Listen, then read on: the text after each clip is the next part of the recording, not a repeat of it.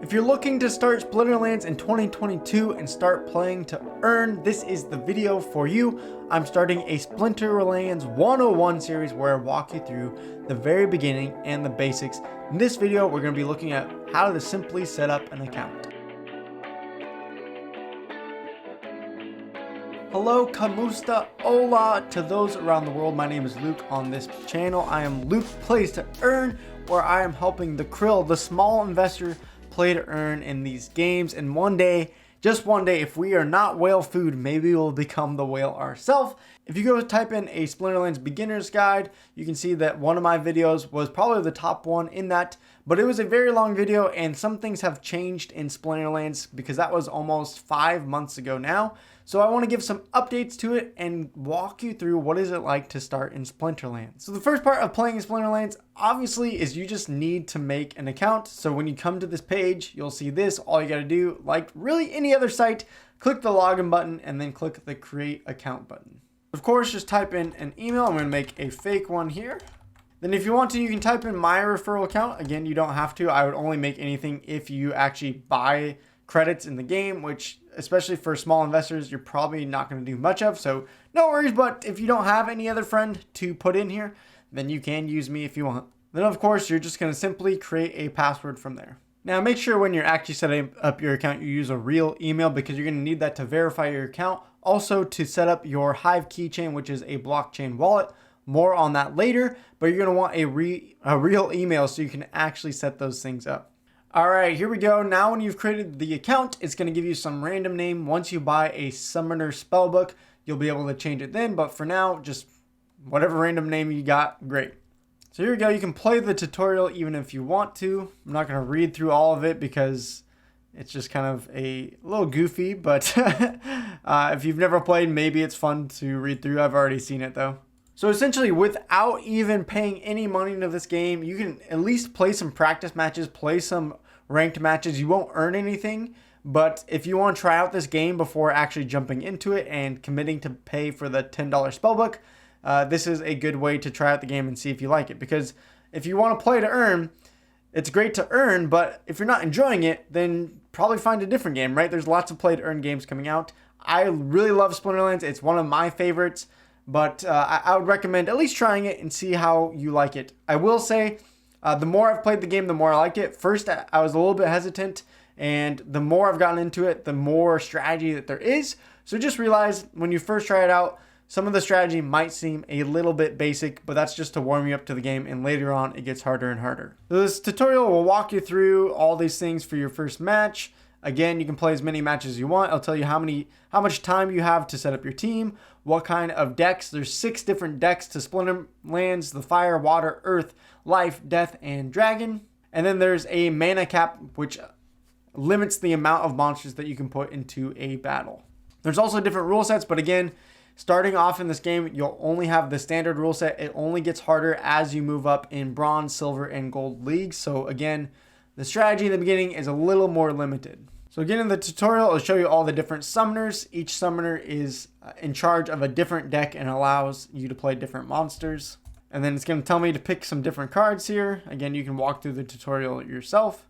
You can see here in Splinterlands, each card has a different amount of mana. That will total up to your mana you want to use as much as possible. There are melee attackers, there's range attackers, and magic attackers. Another video completely on that to come as far as beginning strategy. But just so you can see what a match is like, Splinterlands is an auto card battler. So once you pick your team, all you have to do is watch the match itself. And the next video, I'll explain more of what each card does, the different stats, the different abilities, and what will help you to win or lose a match, potentially. So now that the tutorial is done, you can see some of the different buttons in the screen. You can scroll through here and play ranked battles. Again, even though you don't have the Summoner Spellbook, you can still play matches and you won't earn anything until you buy that and you reach Bronze 2. And we'll talk about that in a future video of how to earn your first, what is called Dark Energy Crystals, the crypto that you earn from playing this game. So again, you can play ranked battles. You can challenge someone if you have a friend that you know that plays this game. You can do the practice mode again. You can go up here and look at all the different cards in your deck. These will just be the starter cards. You don't actually own them as NFTs, but they give them to you so you can at least start playing even if you don't own cards. You can come to the market and look at cards that are available to buy if you want. And then there's other tabs up here we'll go over in future videos. So in the next video, I'll tell you how all these attacks work, the melee damage versus range damage versus magic damage. The speed is the blue here, and I'll tell you how that works for dodge chances and all of that. But for now, I just want to show you in the last part of this video, if you want to buy Spellbook to start earning, you just got to come to the main screen and click the Buy Spellbook button. Now, the nice thing is you can get into this game in lots of different ways. You can use a code, you can use PayPal, you can even use crypto. One of my favorite ways, I've had multiple accounts, and what I've done is I have actually downloaded this game on my phone to start out with, and I used things like Google Play, or for me, I have an iPhone, so I've used Apple gift cards because I just don't spend my gift cards on anything. I was able to put an Apple gift card into my phone and then use that money on the App Store to pay $10 for this Spellbook. Now, a lot of you might be wondering, is buying the Spellbook worth it? You know, $10 isn't much, but maybe you're in a place where $10 actually goes pretty far in a country and that's a big deal to you. Well, my answer, it just depends. You know, sometimes the market is up, sometimes it's down. There's been times when the market is up and high, and even as a low-level player, I was earning, $50 plus in a month. And then there's times where the market is a little bit down, like it is when I'm creating this video, and the rewards are a little bit less. However, what I would say is the fact that this game only costs $10, you're going to spend that in any other video game, even non-NFT games. So $10 is pretty cheap as a video game itself. And the fact that you have any chance to earn anything at all is what I find beautiful about play to earn games and NFT gaming. So yeah, $10 for some people might be a bit about money, but I think eventually if you put enough time into this game, it will have a learning curve. The rewards will be low at the beginning, but if you follow my channel, I will help you get along. And honestly, I think you'll have a good time as well playing this game if you enjoy it. Again, play some matches first and make sure you enjoy it because that is a key. Now, I will give a reason maybe not to buy the Spellbook, and that's simply if you only have a mobile phone to access this game, it's pretty hard to actually rank up. They're adding new features to the mobile game, so maybe later down the road it'll be worth it, but really you need a desktop as well so that you can access things like the rental market, so that you can access the market to buy cards, all those different things. You can play it on mobile without desktop, but to get some of those extra things that you need, it's pretty difficult. So if you're just gonna buy this game and you only have a mobile phone, I would recommend maybe waiting off until more features come to the mobile version. If you have both a mobile and a desktop, you're good to go. You can even come to my channel and I have a stream series going where I start an account with just the Spellbook for $10 and then I put $1 worth of credits into this alternate account. And now we're going to see how long it takes to go from this $11 start to $1,000. Honestly, again, it might be a couple of years, who knows how long, but I'm excited. I'm excited to teach you guys how to grow an account and play to earn. So in my opinion, if you like the game, if you've tested it out and you enjoy it, if you want to watch some other videos that I do, maybe a stream and ask some questions, come by anytime.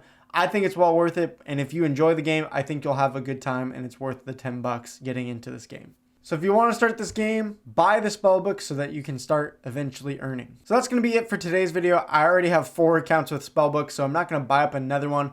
But if for some reason you have a problem with buying a Spellbook, try to drop something in the comments below. I'll try to help you if I can. Or if not, you can also come here to the FAQ and you can contact Splinterland support on email or jump into the Discord server. And I know they will help you there. They have gotten a bigger support team and are helping more people each day. So that's it for this quick intro video, Splinterlands 101, but there are many videos to come about strategies, about what the cards do, how to understand the game, and then of course, a video to come on how to start earning dark energy crystals by getting into bronze 2 and getting some fun reward cards. So I'll see you guys there in those future videos. Peace out, pa'alam, adios, bye my friends.